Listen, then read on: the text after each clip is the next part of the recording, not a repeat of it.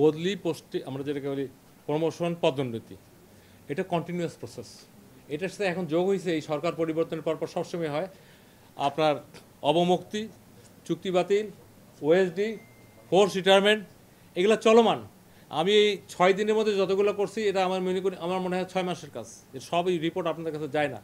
DC পোস্টিংটা এমন একটা জিনিস, ডিসি একটা প্রসেসের মধ্যে সিলেকশন করা হয়, এটাকে বলা হয় ফিট লিস্ট। এখানে আমাদের বলি জনপ্রশাসনের সচিব, আমারটা আগেই বলো, আমি থাকি, ক্যাবিনেট সেক্রেটারিটা চেয়ার, আমাদের হোম সেক্রেটারি থাকে, আমাদের ভূমি সচিব থাকে, আমাদের এই থাকে, ল্যান্ড থাকে, এই সব কিছু মিলে একটা 5 জনের কমিটি আছে। আপনারা জানেন না, আজকে বোধহয় আমার তো 6 দিন, আরও আমি আসার আগের থেকেই প্রতিদিন রাতে আমরা 10 মিনিট করে যদি ধরি 600 অফিসারের একটা লিস্ট আছে, সেখান থেকে আমরা একটা ফিট লিস্টের পর্যায়ে নিয়ে আসছি। আর একদিন লাগবে আমরা এই লিস্টের সামারি করে, এই যে 25 জন তোলা হয়েছে এখান থেকে প্রথম দিতে হবে, আর এরপরে আরও যে তোলা হবে, আমি যদি একটু লম্বা টাইম নিয়ে বলি তাহলে আর আপনাদের কোশ্চেন থাকবে না। Within a week it will be ডান।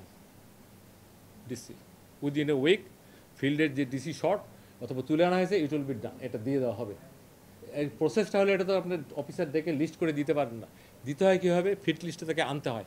সেই আনা একটা প্রসেস, সেই প্রসেস প্রতিদিন। আপনারা জানেন না, আমরা কোনো দিন রাত 11টা, 11:30, 12টা।